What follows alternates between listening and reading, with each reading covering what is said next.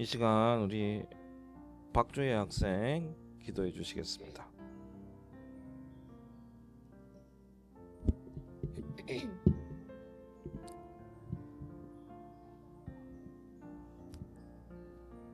하나님, 오늘 함께 무사히 모여서 예배드릴 수 있게 하심 감사드립니다. 아멘. 추운 날씨이지만 12월의 계절에 맞는 날씨를 주심 감사드립니다. 하나님, 현재 우리나라가 다시는 오지 않아야 하는 겨울을 맞고 있습니다. 감히 2024년이라고 생각되지 않을 만큼 끔찍한 일들이 일어나고 있습니다. 잘못된 생각을 가진 정치인들이 지난 역사의 과오를 잊고 또다시 국민들을 공포에 몰아넣고 있습니다. 저희에게 이 상황을 극복할 힘을 주세요. 아멘. 단 몇 명의 사람들로 인해 전 국민이 항쟁하고 있습니다. 반드시 그 사람들은 잘못을 바로잡고 죗값을 치를 수 있게 해주세요. 아멘. 추운 날씨에 다들 몸과 마음이 모두 아파오는 가운데 아픔을 어루만져 주시고 아프거나 다치는 사람 없도록 도와주세요. 다시 민주주의가 승리하는 역사가 일어나게 도와주세요. 아멘. 하나님, 학생들은 시험 기간이 코앞으로 다가왔습니다. 올해의 마지막 시험이 될 텐데 최선을 다할 수 있는 저희들이 되게 도와주시고 또 좋은 컨디션으로 시험 볼 수 있게 도와주세요. 아멘. 또 이번 주에 교역자 회의가 있을 예정입니다. 큰 문제 없이 잘 마칠 수 있게 함께 해주세요. 아멘. 말씀 전하시는 목사님께도 힘 주시고 항상 저희 곁에 계실 줄 믿으며 예수님의 이름으로 기도드립니다. 아멘.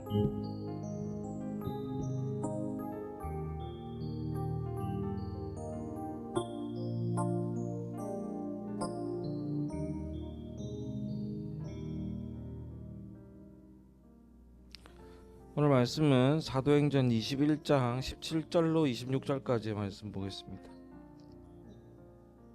어떤 한 신부님이 그 여의도에 있는 이발소에서 머리를 깎고 나서 얼마 낼까요? 하고 물어봤더니 이분이 이발사 분이 그 좀 사회봉사에 관심이 많으셨던 분 같아요. 그래서 돈을 안 내도 됩니다. 그래서 주님을 위해서 봉사했다고 생각할게요라고 얘기를 했다고 합니다. 이튿날 자기가 이발소에 보니까 그 신부님이 감사의 쪽지와 그 다음에 작은 책자 같은 것들도 선물을 놔두고 갔어요. 며칠 후에 경찰관이 이발을 하고 갔더니 얼마예요? 하고 물어봤더니 돈 안 내셔도 됩니다. 이제 지역사회를 위해서 봉사했다고 생각합니다. 이렇게 얘기하니까 경찰관이 당황하면서 너무 고맙습니다 하고 이제 감사의 쪽지와 도나스 서울 사람 계신가요? 도너츠예요. 뭐 도너츠 그 인천이지 않습니까? 알겠습니다. 도너츠 발음이 안 좋습니다. 도너츠를 놔두고 갔다고 합니다. 그래서 이런 것들이 반복되다 보니까 이 이발사분은 보람을 느낀 거죠. 그런데 국회의원이 왔어요. 그래서 얼마입니까 하고 물어보니까 이발사가 돈 안 내셔도 됩니다. 나라를 위해서 봉사했다고 생각하겠습니다 라고 했습니다. 이튿날 와서 보니까 그 앞에 뭐가 있었는지 아세요? 뭐 있었을 것 같아요? 맞아요. 국회의원들이 줄 서 있더랍니다. 자, 우리는 뭐 현실인데 이게 20년 전의 예화래요. 더 놀라운 거는 제가 한 4년 5년 전에 한번 말씀드린 적이 있는데 기억이 안 나시죠? 한번 말씀드린 적이 있는 것 같습니다. 자, 이번 한 주는 정말 어이없기도 하면서 개인적으로는 좀 그 트라우마가 있는 주간이기도 했습니다. 제가 이제 감리교 신학대학교를 나오면서 총학생회 사회부장을 어쩌다 보니까 하게 되었고 그 시절에 이제 트라우마가 있습니다. 저보다도 더 연배 있으신 분들은 80년대 5.18 광주 사태의 트라우마가 그냥 떠오르는 분이 계십니다. 나라가 국민을 향해 총뿌리를 겨누는 상황이 근 40년 만에, 근이 아니죠, 40년 만에 일어난 것입니다. 저도 이제 그 당시에 도시빈민가에서 쫓겨날 위기에 처해 있는 곳에 그 도시빈민 선교회라는 곳에서 그 당시에 초청이 아니라 요청을 받았죠. 좀 위로해주고 라면도 사가고 이렇게 해서 가자 해서 월곡동 아직도 기억하는데요. 잊혀지지가 않죠. 그래서 이제 응원차 갔는데 아이고 너무 고맙다고 이렇게 방문해 주시냐고 그냥 가면 섭섭하다고 하면서 하룻밤 주무시고 가시라고. 예, 그래서 그 4층 건물이었어요. 거기에 이제 자라고 했는데 그 다 철거될 예정 건물이어가지고 엄청나게 넓었거든요. 매트리스 깔려 있고 막. 그래서 이제 거기서 그래요 하루 자고 갈게요 하고 있는데 한 새벽 3시 정도에 불이 났답니다. 그래서 뭔가 했더니 옆 건물에 불이 났어요. 일부러 누가 지른 것 같아. 그래서 소방차 오고 불 꺼지고 새벽 한 5시 정도 됐는데 동이 터올 즈음에 저기서 경찰들이 착착착착 걸어오는 거예요. 이제 행정 대집행을 하려고 오는 거죠. 근데 제가 너무 놀랬던 거는 그 경찰이 착착착 걸어오더니 딱 쓰고 경찰들이 거리를 벌려주고 거기에 누가 들어왔냐면 그 소위 우리가 얘기했던 용역 깡패라고 얘기했던 그 사람들이 쭉 들어오는데 이만한 뭐 저 쇠파이프를 비롯해 가지고 뭐 어마어마한 걸 들고 들어오는 장면이 아직도 기억납니다. 그게 4층이 있어가지고 거기에 뭐 다행인지 불행인지 좀 도와주러 오신 뭐 그 분들도 계시고 해서 그 나름대로 열심히 거기서 뭐 위에서 그 당시는 그랬죠. 돌도 던지고 뭐 이러면서 못 들어오게 막았죠. 저는 뭐 했냐? 그때도 마이크를 잡고 예, 들어오지 마세요. 뭐 이러고 있었던 기억이 납니다. 근데 이제 밑에 내려가 보면 1층에 보면 그 막아놨는데 정말 총만 아닐 뿐이지 그 무기 들고 와가지고 막 때려 부수고 하는 그 기억이 아직도 있어요 저는. 근데 너무 무서웠습니다. 너무 무섭고 뭐 아닌 척하지만 진짜 무서웠던 것 같아요. 이제 그럼에도 불구하고 그 당시에도 놀랬죠. 저희 학교에서 다 와가지고 아무 일 없이 어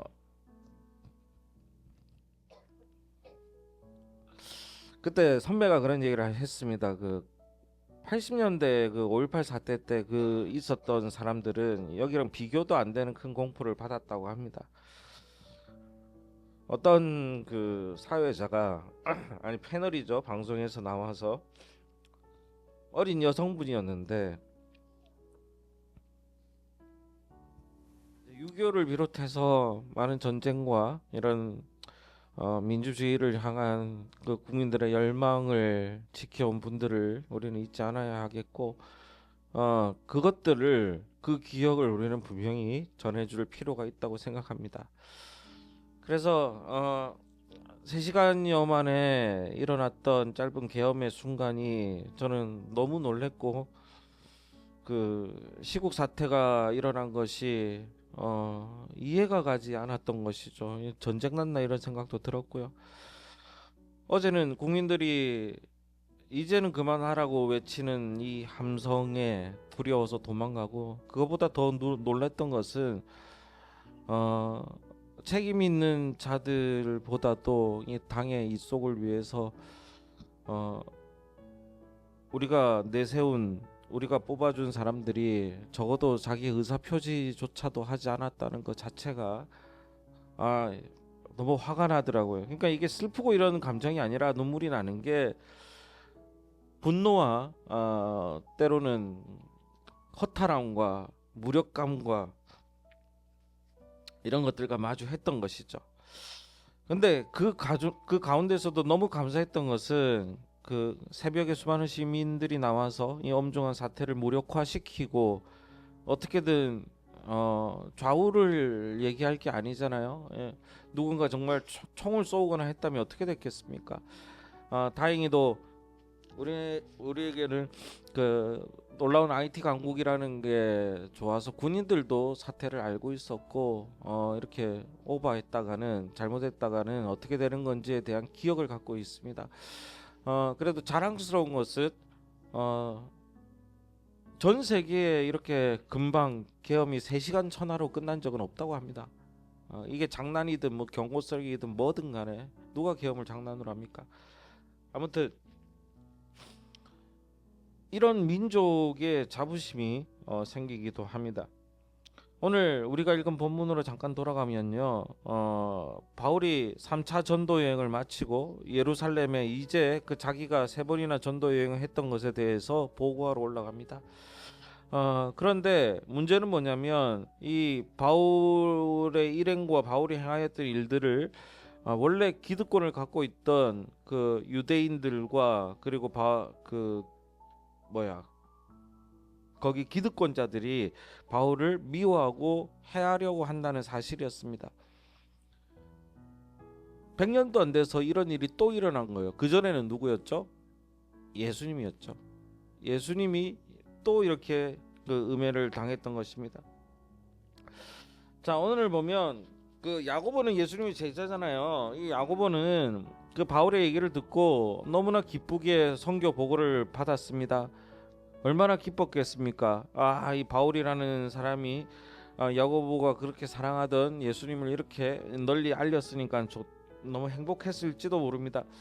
그런데 당시 예루살렘 교회는 이제 성장하는 교회였고 수만 명의 신자가 생길 정도로 부흥을 했던 교회죠. 그리고 그 예루살렘 교회가 유대인들에게 복음을 전하고 그 이방인들에게 복음을 전하고 뭐 이런 여러 가지를 일을 행해 왔지만 유대인들의 그 자기만의 정말 지금도 이스라엘이 그렇잖아요. 자기만의 습성이 뭡니까? 우리는 선택받은 민족이다라는 거예요. 그래서 자부심을 갖고 장자민족 뭐 그런 얘기를 하고 있습니다. 그게 옳리 그르리를 떠나서 문제는 자기들만이 옳다라고 생각하는 그런 마음에 서 있다라는 것이죠. 이스라엘이 유대교는 기독교가 아닙니다. 엄밀히 따지면 기독교는 예수님의 삶을 닮아감으로 인해서 하나님께 나아가는 종교라고 한다면 유대인은 거기에는 예수라는 존재가 없습니다. 그래서 엄연히 다른 종교입니다. 그런데 가끔씩 극우적인 한국 기독교에서 나와서 교회에서 나와서 깃발을 흔드는 거 보면 이스라엘 깃발을 흔들고 있어요. 이해를 할 수가 없습니다. 다른 종교를 흔들고 있는 거예요.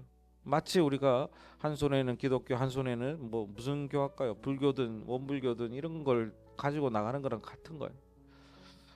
에큐메니칼도 아니고.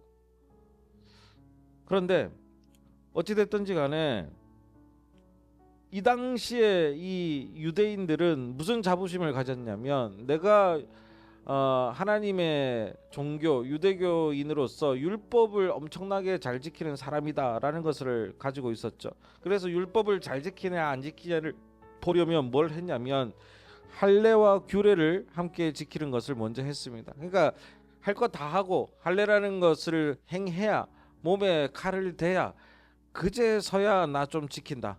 그제서야 내가 유대인이다라는 것을 하고 있었죠. 그런데 이 사람들은요 예수를 믿지는 않지만 율법을 생명처럼 지키고 있는 사람이었습니다. 근데 사도 바울이 이제 이방인에게 전도하러 갔잖아요. 그러면서 이방인에게 전도하는데 어떻게 우리의 것을 계속 강요할 수가 없었던 거예요. 수술하라는 거예요.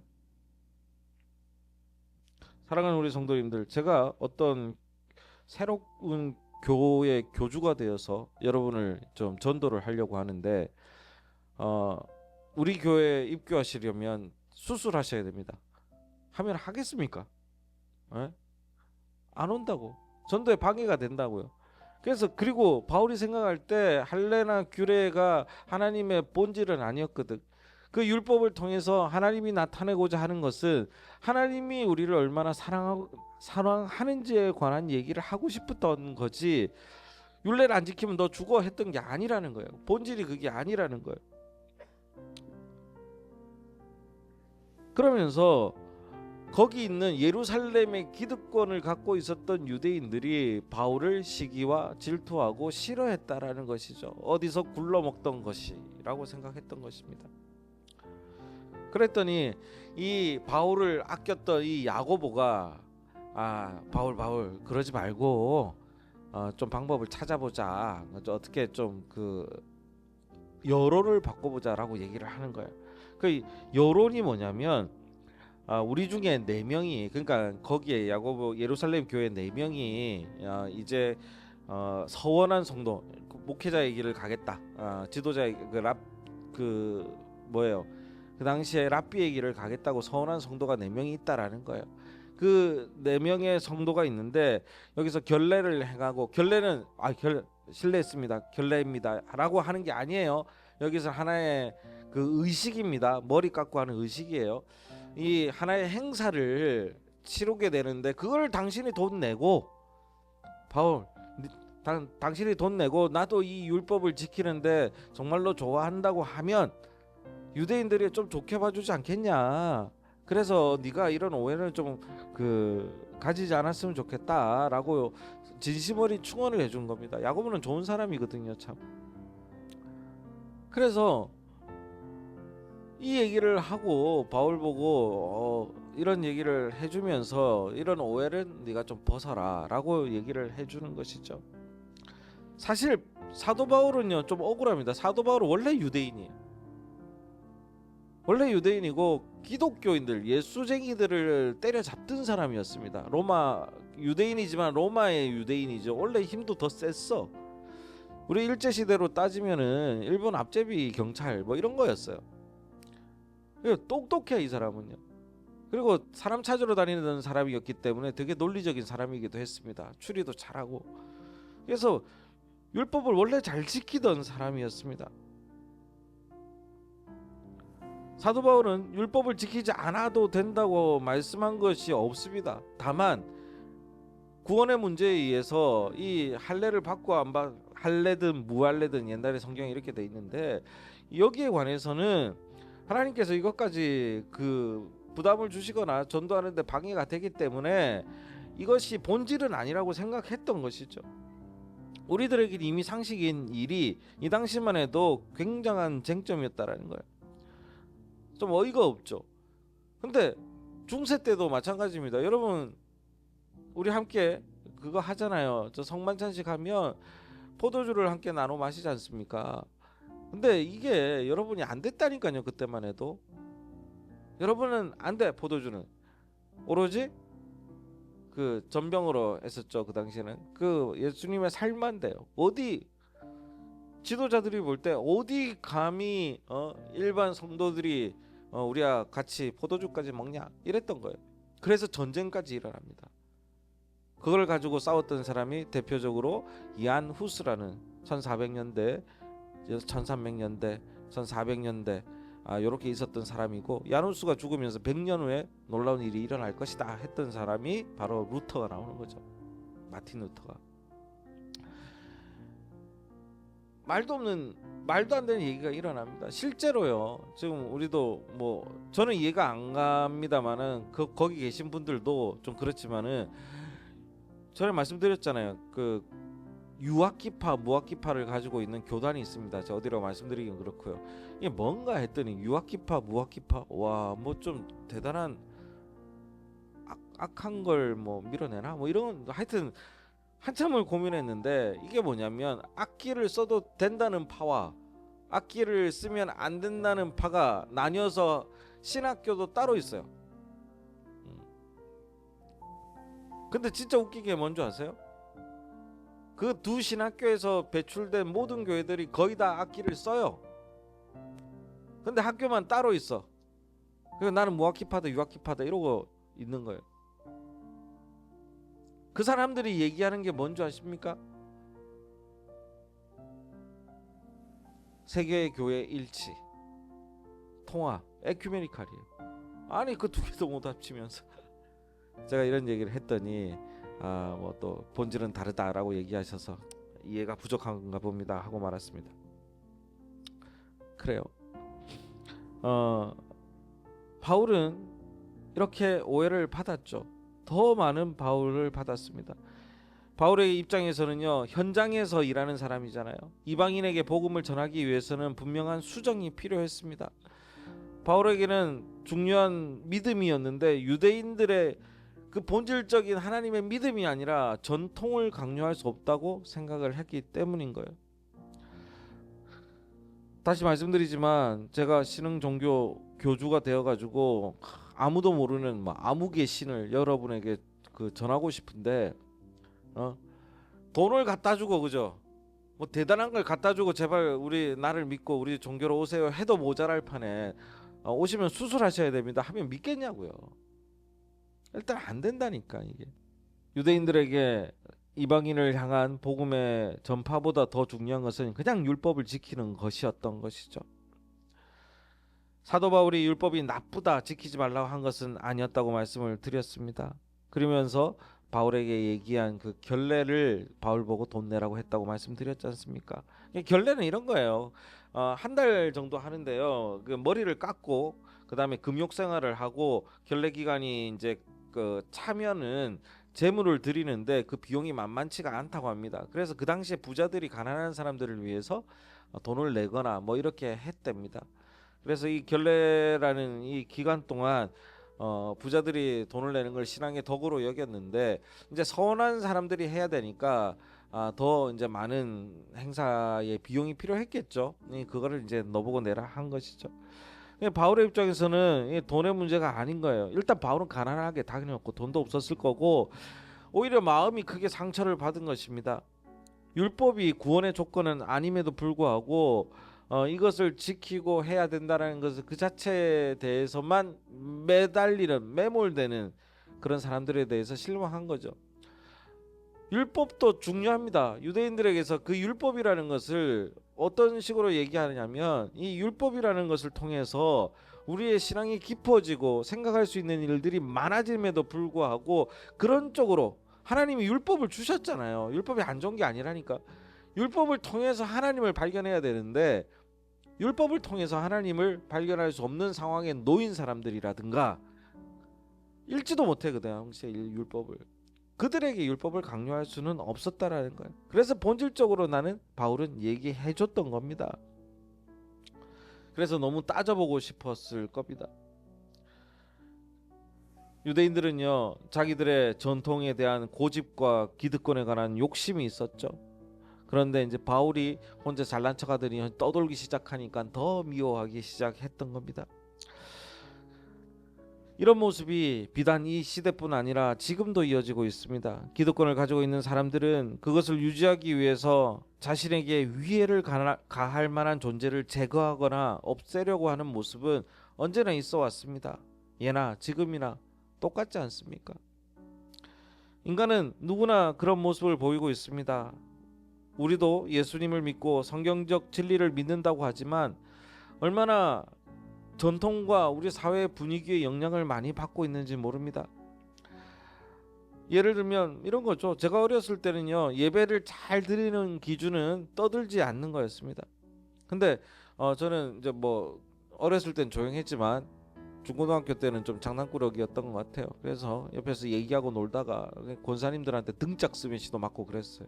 한참 얘기하고 있는데 쫙 하더니 조용히 하라고 혼나기도 하고 그랬던 것 같습니다. 그런데 성경에 보면 예배의 모습이 조용한 게 아니라 다윗은요 너무 좋아서 춤추고 난리랍니다. 예배하는 모습 보면 춤추고 난리랍니다. 오히려 그 예배가 뭐 좋다 나쁘다를 떠나서 좀 역동적이지 않습니까? 다윗이 춤추고 바지가 벗겨지는 줄도 모르고 하나님을 찬양하면서 예배드리니까 미갈이라는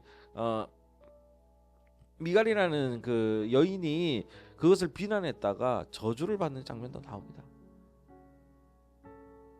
그래서 우리는요 오늘 말씀 제목처럼 본질적인 것을 바라봐야 됩니다. 예나 지금이나 필요한 것은 본질에 대한 이해와 행동입니다. 요한계시록에 보면 에베소 교회에 대해서 막 성령의 또 하나님의 칭찬이 나옵니다. 네가 수고를 알고 뭐 이렇게 얘기를 하는데 근데 그 이후에 책망도 나오거든요. 뭐라고 얘기하냐면 다 잘하고 있어. 근데 내가 너를 책망할 것이 있느니 그게 뭐냐면 너의 본질 처음 사랑을 버렸느니라.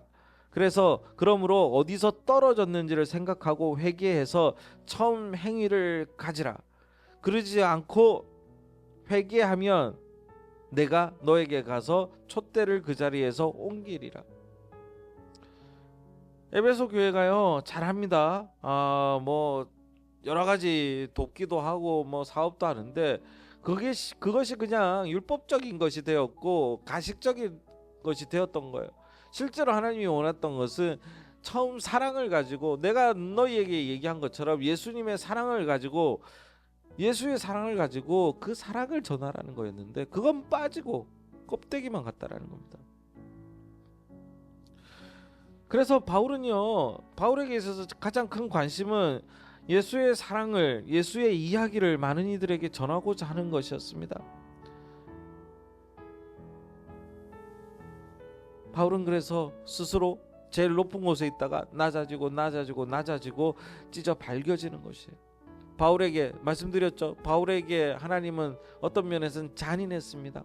바울이 지병이 있어요. 지병이 있는데 하나님, 이 병만 없으면 내가 더 많이 나가서 많이 전도하고 많이 알려주고 하나님이 예수님을 많이 전하겠습니다. 이 병만 없애주세요 했더니 응답이 왔는데 그 응답이 뭐냐면 네 은혜가 내게 족하다 합니다. 얼마나 섭섭했겠습니까? 어떤 면에서는 하나님이 바울을 교만하지 않게 하신 거예요. 이번 시국 사태를 보면서도 우리 민족이 자부심도 있으면서도 우리를 교만케 하지 않으시는 하나님의 뜻이 아닌가라는 생각도 조금씩은 해보게 됩니다. 작금의 현실이 바울이 존재하던 초대교회랑 다를 바가 별로 없어 보이지 않습니까? 바로 사도 바울은 고린도전서의 9장에 이렇게 얘기를 합니다. 자기는 내가 모든 사람에게 자유로우나 스스로 모든 사람에게 종된 것인, 내가 종된 것은 더 많은 사람을 얻고자 함이라. 유대인들에게 내가 유대인과 같이 된 것은 유대인을 얻고자 함이요, 유대인처럼 살아가는 게 이제는 유대인에게 마음을 얻고자 하는 것이고, 율법 아래에 있는 자들에게는 내가 율법 아래에 있지 아니하나 율법 아래에 있는 자 같이 된 것은, 율법을 내가 행하는 것은 율법 아래에 있는 자들을 마음을 얻기 위함이다 라고 얘기합니다.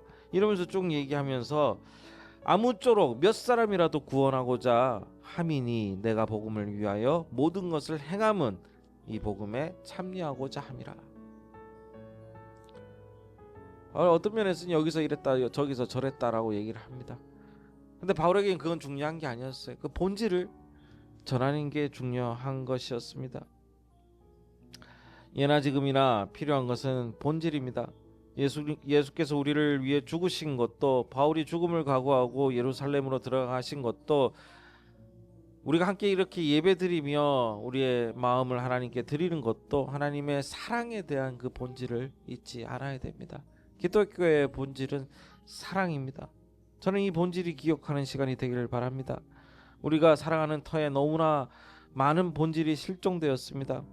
인간의 어쩌면 본성적인 명과 욕심과 탐욕, 잔인함이 춤추고 있는 이때에 이것들을 극복할 수 있는 것은 바로 기독교의 본질인 사랑임을 우리는 기억하고 있지 않아야 됩니다. 어제 저는 생방송을 보면서 많은 생각이 들었지만, 오히려 수많은 그 선배들의 많은 그 흘린 피 위에 세워진 민주주의를 지키고자 하는 국민들의 본질적인 마음이 표현되었다고 생각이 됩니다. 기독교인들도 이 본질이 무엇인가를 생각해야 됩니다. 그래서 그것을 항상 생각하면서 기독교인으로서 오늘 만났던 바울도 있지만 야고보의 말씀처럼 행함이 있는 신앙, 행동하며 살아야 함을 잊지 않아야겠습니다. 그것이 승리의 조건이었고, 예수님께서 성전을 망쳐버린 그 유대인들을 채찍을 들어가면서 혼내셨던 그 기억도 우리는 가지고 있어야 됩니다. 저는 이 결국의 승리가 하나님을 통해, 저와 여러분을 통해 실현되기를 주의 이름으로 간절히 축원합니다. 기도하겠습니다. 하나님 감사합니다. 저희들이 대림절 2주에 하나님 바울을 통해서 우리가 무엇을 잊고 살았는지를 하나님 기억하게 하여 주시옵소서. 하나님, 우리가 누려왔던 것들이 그냥 된 것이 없음을 기억하게 하시고, 하나님 너무나 소중한 우리의 기억들이 하나님 사라지는 것이 없게 하시며, 한 촛불이 타오를 때 놔두면 꺼질 수밖에 없지만 하나님 그것을 지킬 때 이 세상을 밝힐 수 있음을 우리가 잊지 않을 수 있도록 주님 도와주시옵소서. 함께 해주심을 감사드리며 보호하시는 하나님 이 대림절을 하나님께 온전히 드릴 수 있도록 도와주시옵소서. 예수 그리스도 이름으로 기도합니다. 아멘.